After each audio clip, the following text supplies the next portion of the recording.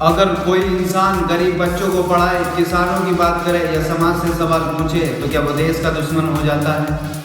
आज मैं तुम्हें 4 ऐसी तस्वीरें दिखाने वाला हूँ, 4 ऐसे अलग अलग चेहरे, लेकिन इन सबको जोड़ता है एक ही सवाल, क्या इस देश में सच बोलना आसान है या फिर नहीं?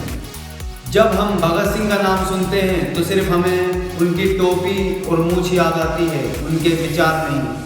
क्या थे उनके विचार और क्या थी ये 4 अलग अलग तस्वीरें? आइए गहराई से समझते हैं आज की। भगत सिंह कहते थे कि हमें आज़ादी होनी चाहिए।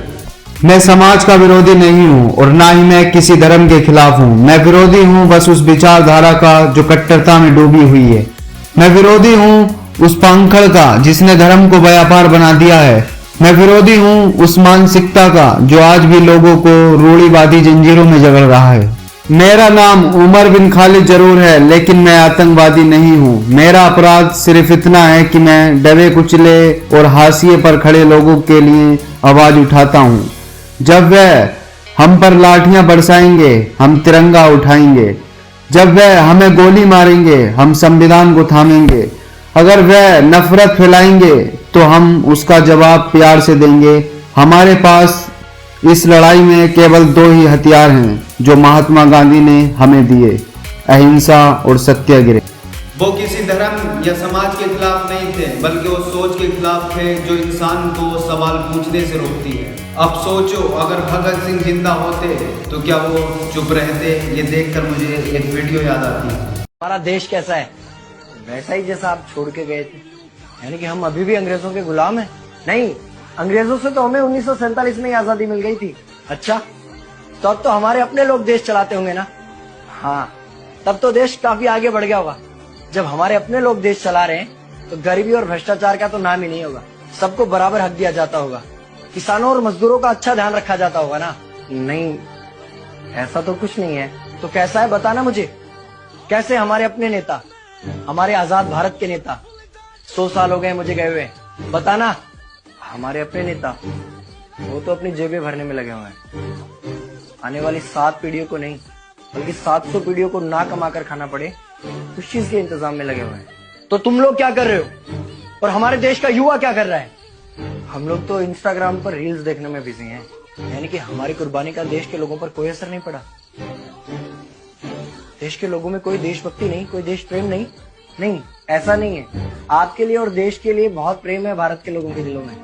हर 15 अगस्त और 26 जनवरी को तिरंगा फहराते हैं, पूरे जोश के साथ भारत माता की जय बोलते हैं और आपकी डीपी भी लगाते हैं। और भारत और पाकिस्तान के क्रिकेट मैच के दौरान तो हमारी देशभक्ति पीक पर होती है। तुम इसे देशभक्ति समझते हो? तो फिर क्या है देशभक्ति? अगर तुम्हारी देशभक्ति समाज को सुधारने में, गरीबों को अच्छी शिक्षा या बराबर का हक नहीं दिलाती तो कोई काम की नहीं है तुम्हारी देशभक्ति। भ्रष्ट नेताओं और सरकार के खिलाफ आवाज उठाओ, लोगों को एकजुट करो। लेकिन अगर हमने सरकार के खिलाफ आवाज उठाई या नेताओं से सवाल पूछे तो हमें एंटी नेशनलिस्ट कहा जाएगा या हमें गद्दार करार दे दिया जाएगा। तो डरता है। 23 साल का था मैं जब अंग्रेजों ने मुझे फांसी पर चढ़ा दिया। मुझे तो आतंकवादी कहा गया था। अगर अब नहीं जागे तो ये देश सोता रहेगा। ये सरकारें, ये नेता देश को बेच खाएंगे। इस भ्रष्ट सरकारी तंत्र से लड़ो। देश को क्रांति की जरूरत है। क्रांति यानी कि हमें हथियार उठाने होंगे, बंदूकें उठाने होंगे जैसे आपने उठाई थी। नहीं, हमारी क्रांति विचारों की थी। जब अंग्रेजी हुकूमत ने हमारी आवाज नहीं सुनी तो हमने और जोर से आवाज लगाई और अपने विचार रखे। और क्रांति केवल सत्ता को बदलने तक सीमित नहीं है, बल्कि इस भ्रष्ट अन्यायी तंत्र को जड़ से उखाड़ कर फेंकना है। पर ये होगा कैसे? अपने आसपास से शुरुआत करो। जो भी तुम्हें भ्रष्ट नजर आए उसके खिलाफ आवाज उठाओ, एक्शन लो। तुम्हारे टैक्स का पैसा नेताओं की जेब में जा रहा है, हिसाब मांगो। अपने वोट का सही इस्तेमाल करो, लोगों को जागरूक करो और इस देश को आजाद करवाओ।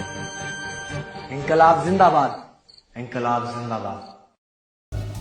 इतिहास गवाह है, जो भी सवाल पूछता है उसे पसंद नहीं किया जाता। कई लोग कहते हैं कि देशभक्ति का मतलब सरकार की हर बात मान लेना, लेकिन लोकतंत्र में सवाल पूछना भी उतना ही जरूरी है जितना वोट देना। क्योंकि अगर सवाल खत्म हो जाए तो फिर जवाब देने की जरूरत भी खत्म हो जाएगी। अब जरा इस तस्वीर को देखो।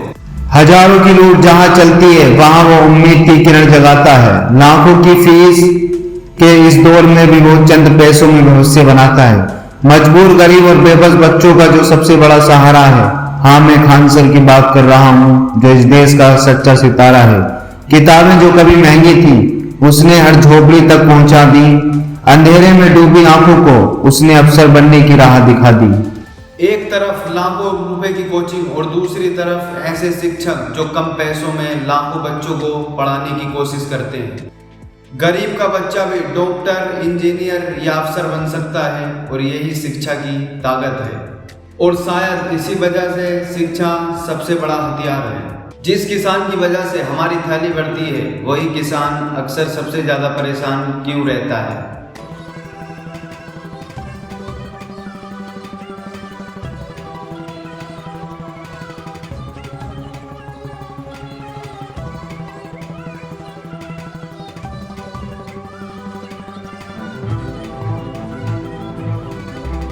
जो खाना उगाता है और वही अपनी फसल का सही दाम लेने के लिए संघर्ष करता है। क्या ये फिर किसान की समस्या है या फिर पूरे सिस्टम की? कमेंट करके जरूर बताएं। भगत सिंह की सोच, शिक्षा की ताकत और किसानों की मेहनत और सवाल पूछने का अधिकार, ये चार अलग अलग बातें नहीं, ये उस भारत की तस्वीरें हैं जिसे हम सब मिलकर बनाना चाहते हैं। और यहाँ मैं एक बात क्लियर कर दूं, देश की बर्बादी का हर वो व्यक्ति जिम्मेदार है जिसे लगता है शिक्षा, इलाज और रोजगार से ज़्यादा धर्म के मुद्दे जरूरी हैं। मिलते हैं अगले वीडियो में। बहुत बहुत धन्यवाद। जय हिंद, जय भारत।